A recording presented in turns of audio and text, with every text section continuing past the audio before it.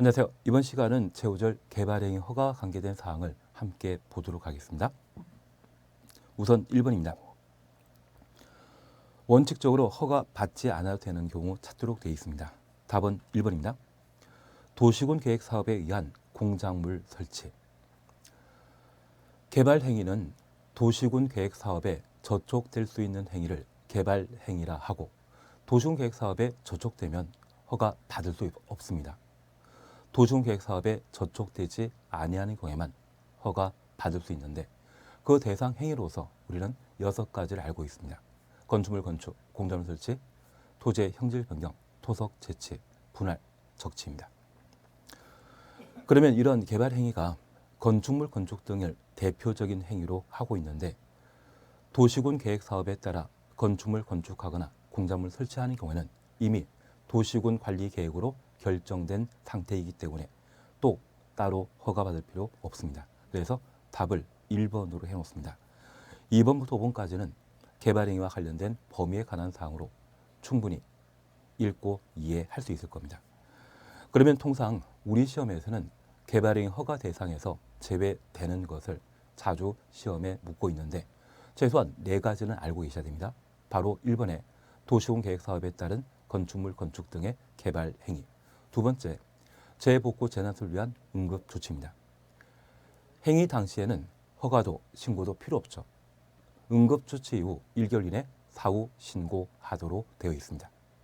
그리고 3번째는 경작 위한 토지 형질 변경입니다.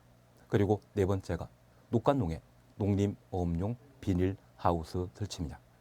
다만 비닐하우스 안에 육상의류 양식장을 만드는 경우에는 허가 대상이 되게 되는데, 그에 관한 사항들을 각각 구분하시는 게 필요합니다. 그리고 개발행위 허가받은 이후 허가사항이 변경되었다면 변경 허가받아야 되는데, 경미한 행위로서 단축, 축소란 말 보게 되면 변경 허가 대상이 아니죠. 그런 구분만 해놓으시면 됩니다. 2번입니다. 개발행위 허가에 관한 설명으로 틀린 것 찾도록 되어 있습니다. 우선 1번입니다. 행정청 아닌 자가 재복구 등을 위한 응급 조치하는 경우에는 1개월 이내 특광시군에게 신고하여야 한다. 1번 만량입니다. 2번입니다. 개발행위 허가 신청 시의 처리 기간은 15일입니다. 3번입니다. 허가권자는 개발행위 허가하는 경우 그 개발행위에 따른 기반시설 설치 등이 필요한 경우에는 이를 조치할 것을 조건으로 개발행위 허가할 수 있다. 조건 줄쳐 놓습니다. 개발행위 허가제와 관계된 사항을 우리가 정리하시면서 허가 대상인 개발행위 하고자 하는 자는 기환경에 관한 계획서를 첨부하여 개발행위 허가 신청하도록 되어 있습니다. 만약 개발밀도 관리구역의 경우는 기반설 설치에 관한 계획서를 포함하지 않습니다. 그리고 법령에 적합한 때 개발행위 허가 또는 불허가 처분하게 되는데, 이 허가와 관계된 사항을 정리하시는 게 필요합니다. 그리고 이 허가받은 자는 공사 착수할 수 있죠. 그런 공사가 완료되게 되면 준공금사 받아 이를 사용할 수 있습니다. 다만 이 준공금사는 개발행위 허가 사항 중에 토지 분할하는 것과 물건 적재하는 경우는 공사를 소반하지 않기 때문에 준공금사 대상 아닙니다. 그래서 공사가 준수하게 완료되었는지 확인하는 절차를 준공금사라 하는데, 분할, 적치는 준공금사 대상 아니다. 그 정도 정리해 놓습니다. 이제 조건부 허가에 관한 사항들을 함께 정리해 주시는데, 여기 개발행위 허가와 관계된 절차에 관한 사항을 우리가 함께 정리해 주십니다. 현재 개발행위 허가 관련되어서는 도시군을 책임지고 있는 특광시군이 개발행위 허가권자입니다. 사실 국토계획법은 도시군 관리 계획에 따른 집행과 개발행위 허가에 따른 집행 2가지로 기환경에 관한 사항들을 처리를 하게 됩니다. 그래서 도시군 관리 계획에 관할 관청은 입안권자 또는 결정권자이고, 개발행위 허가와 관계된 관할 관청은 허가 허가권자가 되게 됩니다. 그래서 도시군을 책임지고 있는 특광시군이 개발행위 허가권자라는 걸 정리해 놓습니다. 그리고 이 개발행위 허가하고자 한다면 개발행위 허가 기준 요건을 충족한 때 허가 받을 수 있죠. 그래서 첫 번째, 면적 요건과 관계되어 규모 작은 때에만 허가 받을 수 있는데 규모 큰 경우에는 도시군 계획 사업에 해당하게 됩니다. 그래서 우리는 면적 요건과 관련되어 5천 제곱미터와 1만 제곱미터 그리고 3만 제곱미터 미만이라는 것을 각각 적용하면서 5천 제곱미터 미만의 경우는 적용 대상 지역은 두 곳입니다. 도시적 중에 보존녹지역과 비도시적 중에 자연환경보전지역. 3만 제곱미터의 경우에는 적용되는 곳이 세 곳입니다. 도시지역에서는 공업지역, 비도시지역에서는 관리지역, 농림지역. 주거지역, 상업지역과 자연녹지지역, 생산녹지지역의 경우는 1만 제곱미터 미만일 때 허가 받을 수 있습니다. 그러면 관리지역 중에 보전관리지역에 해당되게 되면 개발행위 허가 관련된 면적 요건은 1만 미만이죠. 보전녹지지역과 자연환경보전지역만 5천 미만, 보전관리지역의 경우는 기본적으로 1만 미만일 때 허가 대상이 되게 됩니다. 그리고 이러한 개발행위 허가는 도시군 관리 계획에 부합되어야 됩니다. 우리가 알고 있길 위락설은 상업지역에만 건축할 수 있습니다. 상업지역에 위락설 건축하겠다면 허가 받을 수 있지만 준주거지역에 위락설 만들겠다면 불허가 처분 대상이 되게 됩니다. 그리고 국토계획법은 기환경을 위한 법률입니다.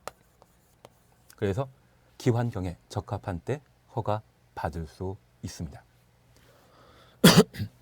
특별히 올해 일부 사항이 개정된 사항으로 승장관리계획에 관한 사항에 적합한 때 허가 받을 수 있다는 것 파악해 놓으시고 이러한 크게 세 가지 요건 중에 기환경과 관련되어서는 조건부 허가 가능합니다.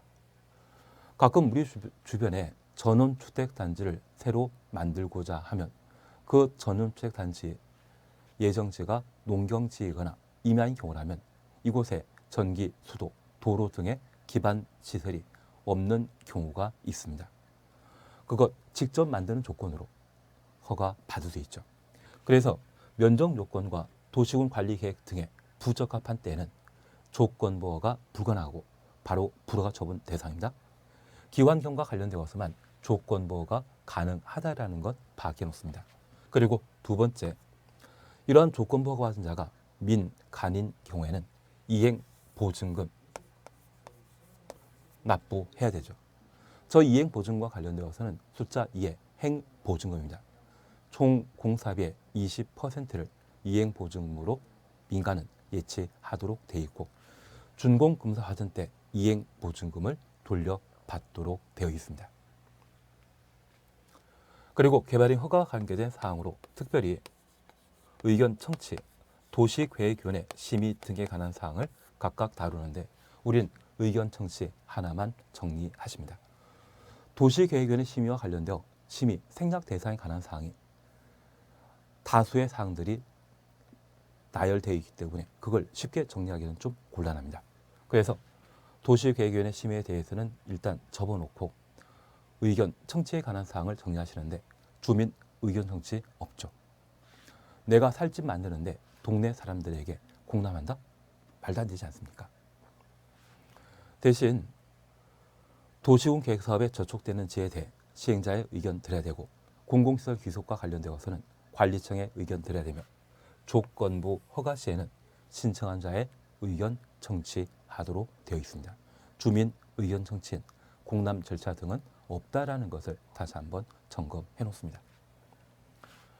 그리고 승장관리계획에 관한 사항들을 우리가 정리해 주시는데 승장관리계획 수립하는 대상인 승장관리계획구역은 녹관 농자의 승장관리계획구역을 지정할 수 있고 저 승장관리구역에는 승장관리계획을 수립하며 저 승장관리계획에 따라 규제 완화에 관한 사항이 가능하다는 것 기억합니다.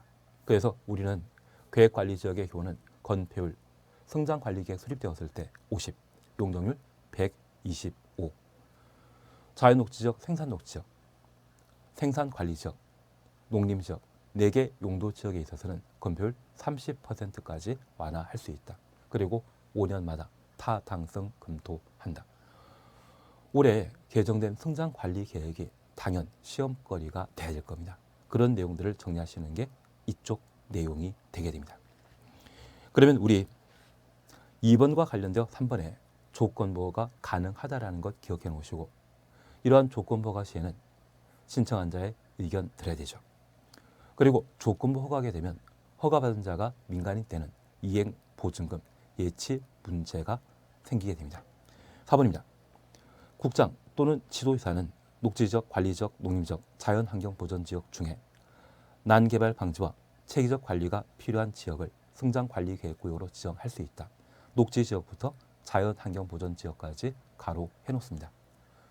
녹간농자가 성장관리계획구역 지정 대상이라는 것 파악하시는데, 이것은 개발인 허가 관계된 사항으로 지정할 수 있는 자는 허가권자인 특광지구입니다. 국장, 도의사 나오면 안 되죠. 그래서 답을 4번으로 해놓습니다.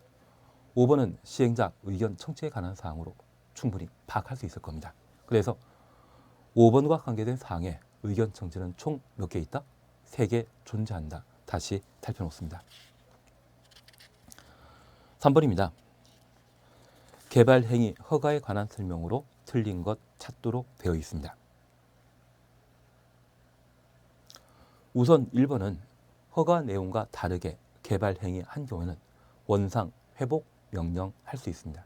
원상 회복 명령에 관한 사항으로 당연한 이야기입니다. 그리고 2번 조건보호가 관련되어서는 신청한 자의 의견 들어야 된다.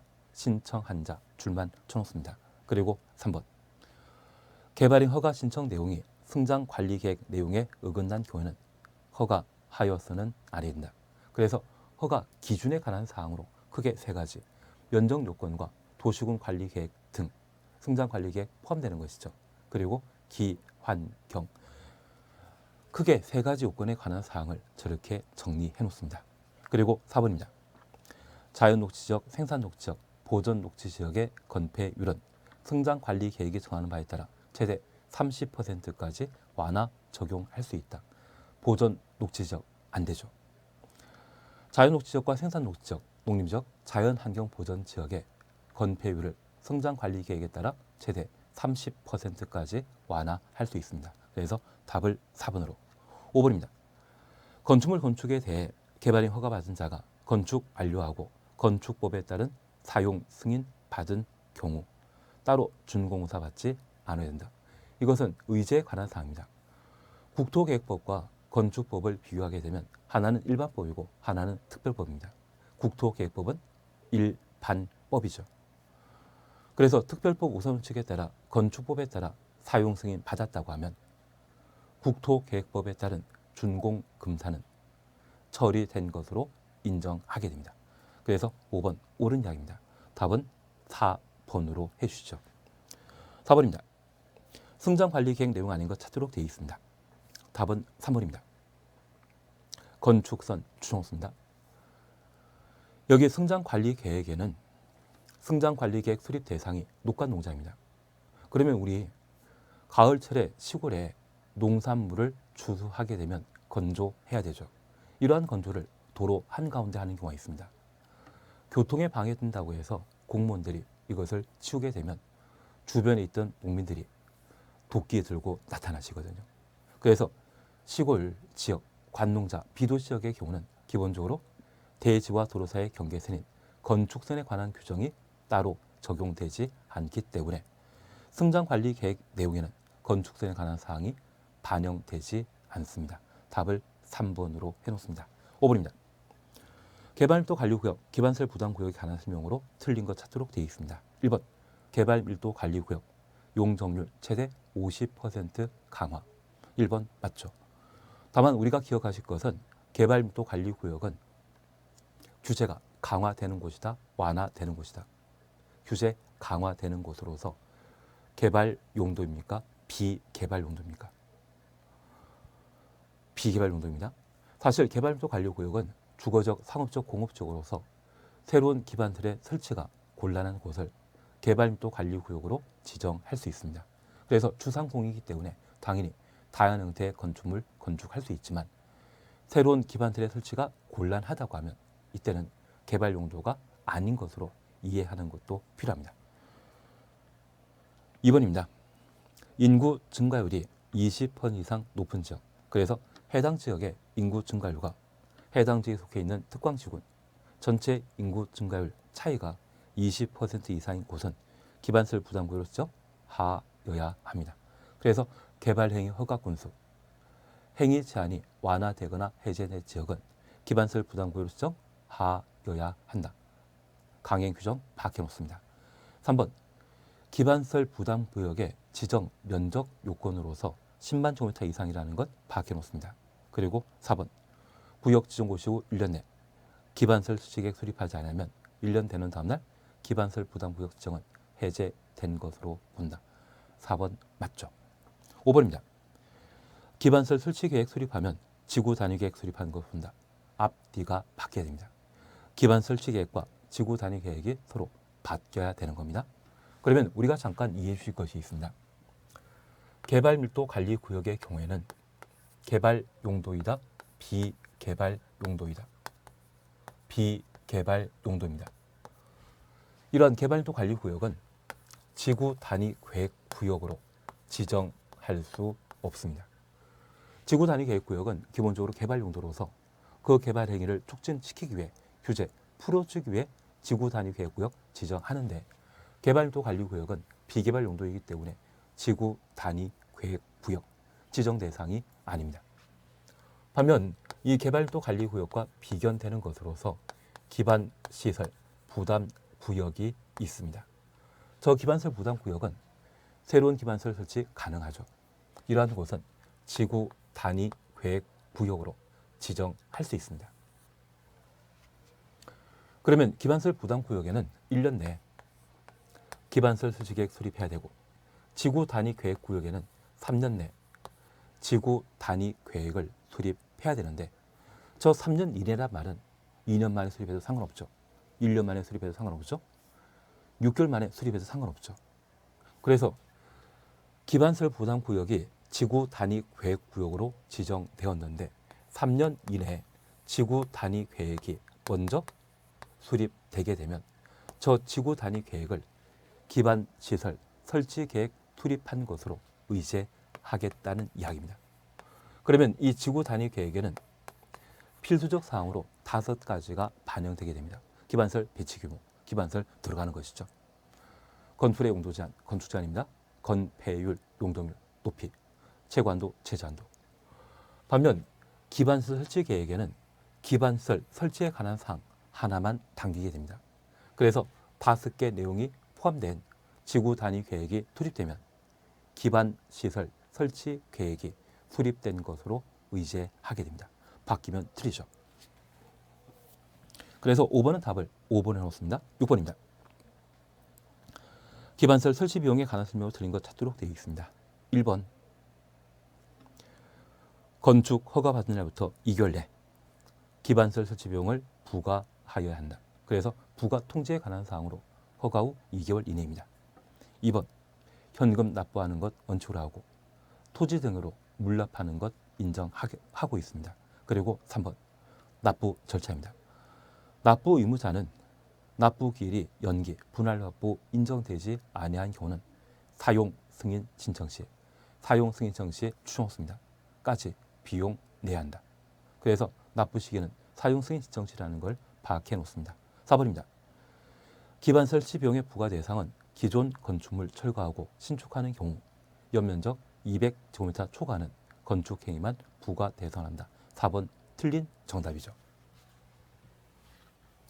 사실 기반설 부담 구역의 기반설 설치 비용의 부과 대상은 건축물, 신축, 증축 행위로서 연 면적 200제곱미터 초과하는 건축 행위가 부과 대상입니다. 다만 기존 건축을 가하고 신축하게 되면 기존 건축물에 연 면적을 초과하는 부분만 부과 대상인데, 만약 기반시설 부담 구역에 연면적 300제곱미터의 건물을 전부 철거하고 이곳에 500제곱미터의 건물을 건축하게 되었다면 200 초과하는 300이 부과 대상이다. 기존 건축물 연면적에 초과하는 200만 부과 대상이다. 200만 부과 대상이죠.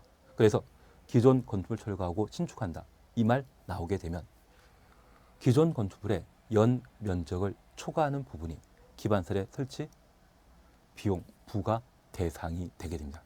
부과 절차와 관련되어서는 허가받은 날부터 2개월 이내, 납부는 사용 승인 신청 시까지 그런 내용들을 각각 정리하면 됩니다. 그리고 5번은 특별 회계에 관한 사항으로 옳은 이야기고, 기반 설치 비용이 징수되게 되면 해당 기반설 부담 구역에 사용해야 되죠. 그래서 특별 회계와 관련된 사항까지 함께 보십니다.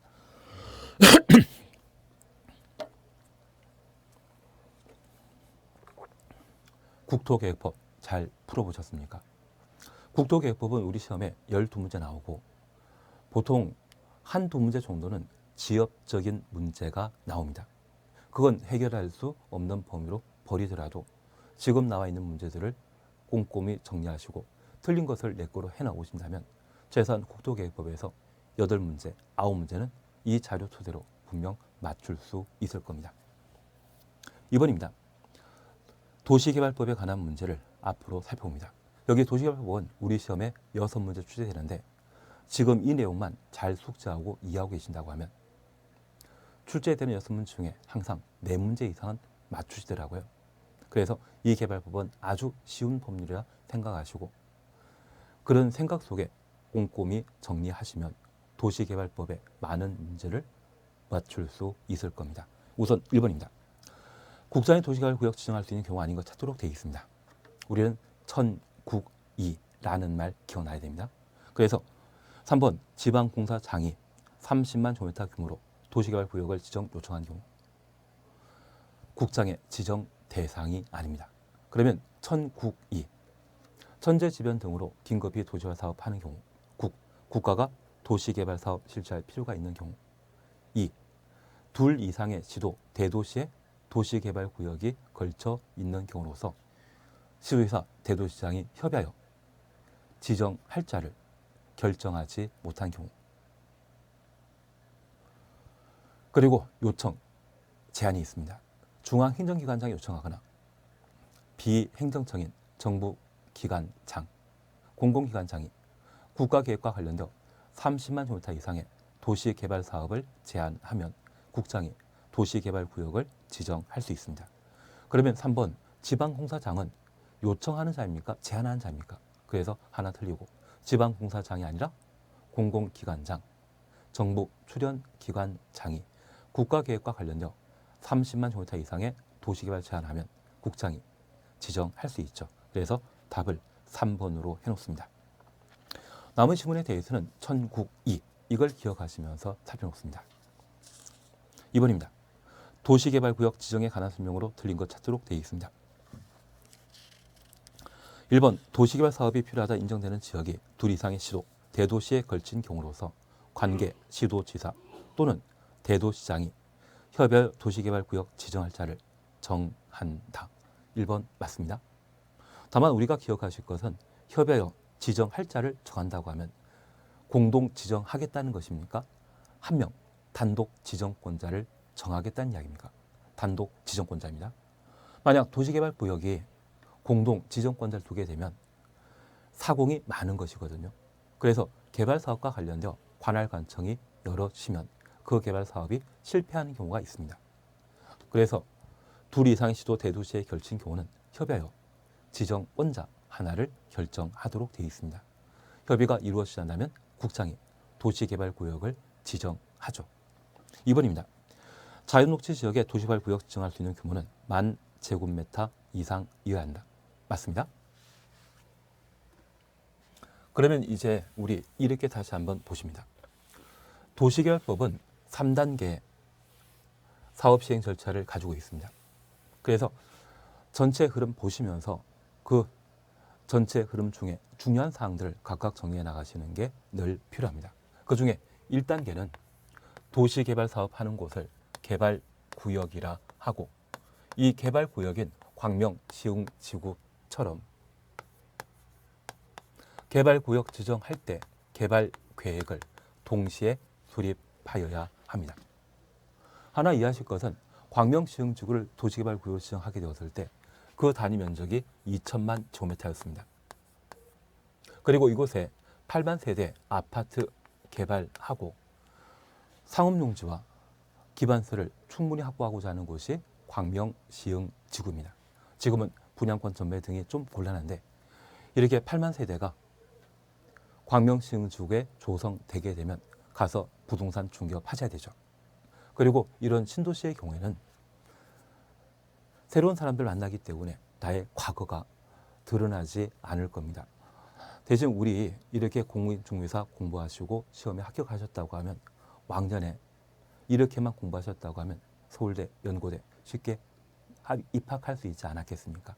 그래서 아마 과거에 공부 잘하셨던 경험이 있다고 하면 또는 그런 공부했던 경력이 있다면 이 신도시에는 좀 통하지 않는 게 특징입니다. 다들 모르는 사람들이거든요. 그래서 아마 자유경쟁, 완전 경쟁하시면서 저 광명지구, 시흥지구에서 성공하는 것도 괜찮지 않나 싶습니다. 서울에는 하남 위례지구와 관련된 도시가 최근 서울 주변에 개발되었습니다. 그쪽에도 분양권 전매할 때만 하더라도 참 좋았다고 하더라고요. 그래서 새로운 신도시개발 사업과 관련되어서는 우리 활동할 수 있는 꿈의 무대가 아닌가 싶습니다.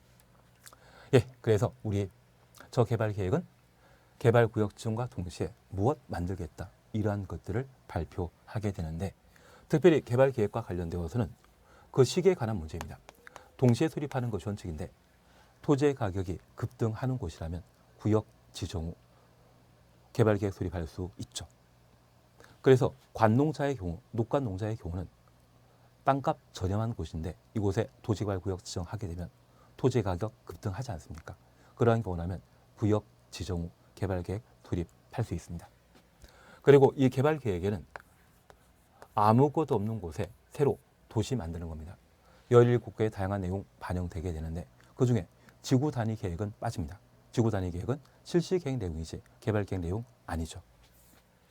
그리고 구역 지정 후 개발 계획에 포함시키는 것으로서 박수하면 임순 4개 기억나야 됩니다.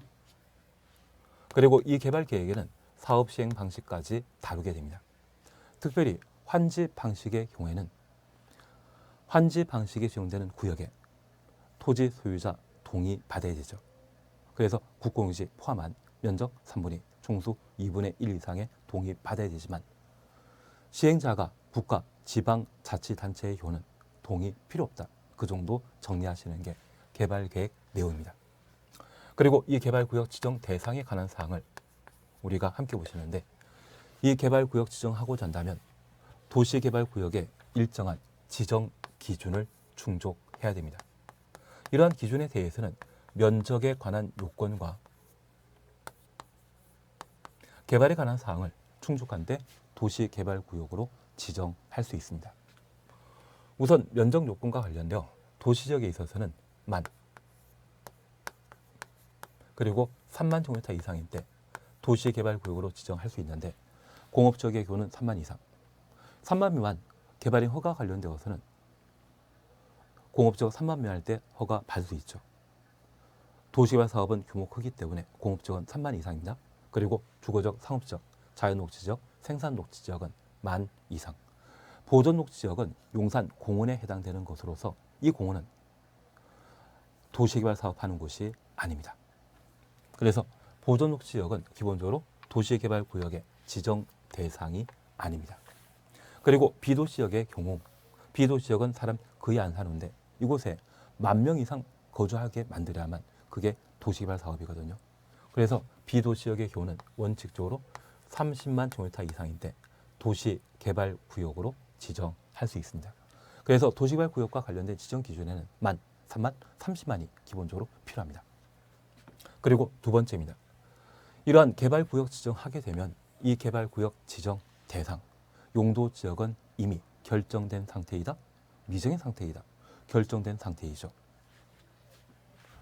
그래서 이 도시개발구역 지정하는 곳이 주거지역, 상업지역, 공업지역인 경우에는 개발 용도이기 때문에 개발 사업을 전제하는 개발구역 지정이 가능한 겁니다. 반면 녹간 농자의 경우는 개발 용도이다, 비개발 용도이다. 비개발 용도입니다. 이곳에 도시개발구역 지정하는 것은 합리적이다, 비합리적이다. 비합리적입니다. 얘는 비개발 용도이거든요. 녹간 농자를 할지라도 광역 도시계획과 도시군 기본 계획에 따라 지금 당장은 아니지만 10년 뒤에 개발 사업이 예정돼 있는 곳이라면 녹간 농자를 도시개발구역으로 지정할 수 있습니다. 반면 이런 광역도시계획과 도시군 기본계획이 아예 수립되지 않는 녹간 농자라면 그때는 자연녹지지역과 계획관리지역의 경우에만 도시개발구역으로 지정할 수 있습니다. 그래서 최근 하남 신도시와 하남 위례지구와 관련되어 인접한 곳에 교산지구에 대한 3기 신도시 지정이 이루어졌습니다. 그 교산지구 주변에 간북지구라는 곳이 있거든요.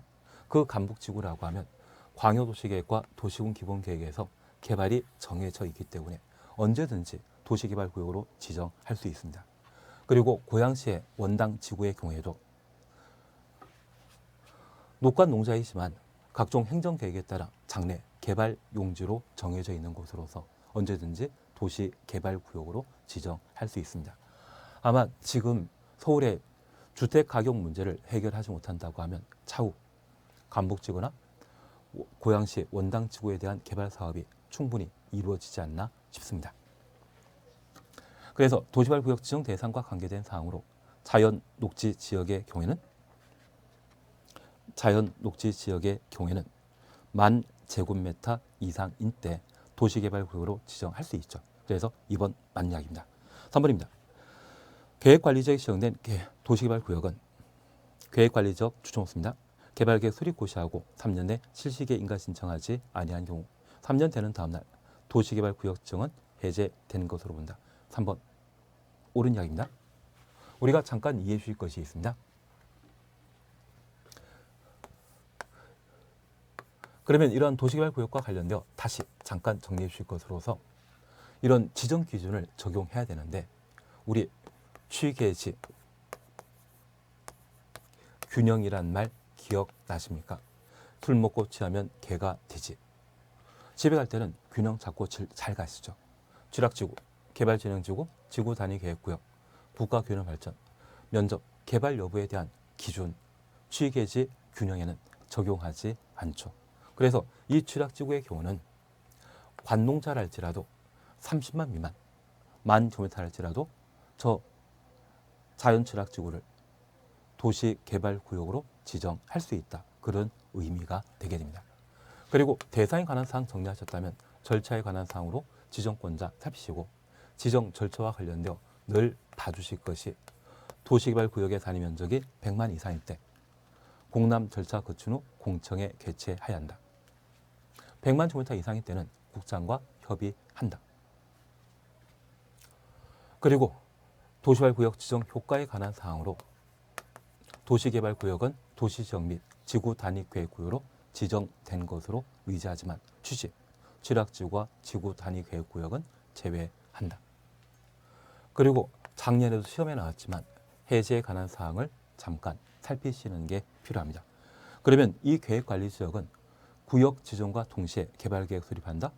구역 지정하고 개발계획 천천히 수립해도 되죠. 그래서 구역 지정하고 개발계획을 2년 내 수립하면 저 개발계획 수립 고시한 날부터 3년 내 실시계획 인가 신청해야 됩니다.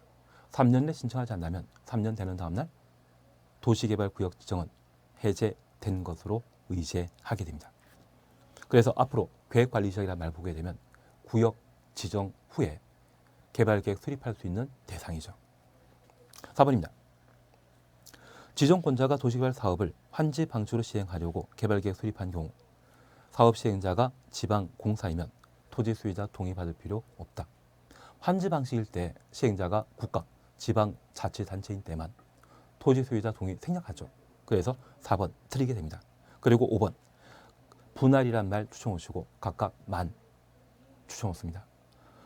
도시화 사업은 분할 방식과 결합 방식으로 시행하게 되는데 분할이란 말 보게 되면 각각 만, 결합이란 말 보게 되면 하나 이상이 만 이상 되는 것이죠. 3번입니다. 개발구역 지정한 후 개발계획 수립할 수 있는 경우 아닌 것 찾도록 되어 있습니다.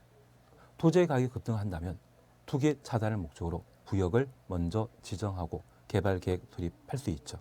그래서 1. 공모전 실시하는 경우 이것은 개발계획이란 설계도를 공모전을 통해 확보하는 것을 말합니다. 도시개발구역이 먼저 정해져야만 설계도면 작성할 수 있겠죠.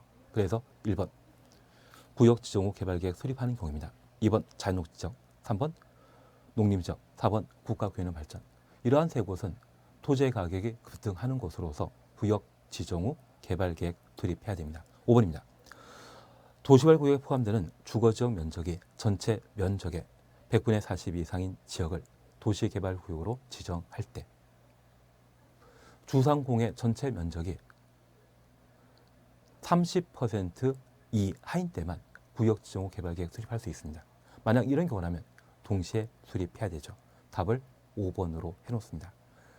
5번 잘 이해하시겠습니까?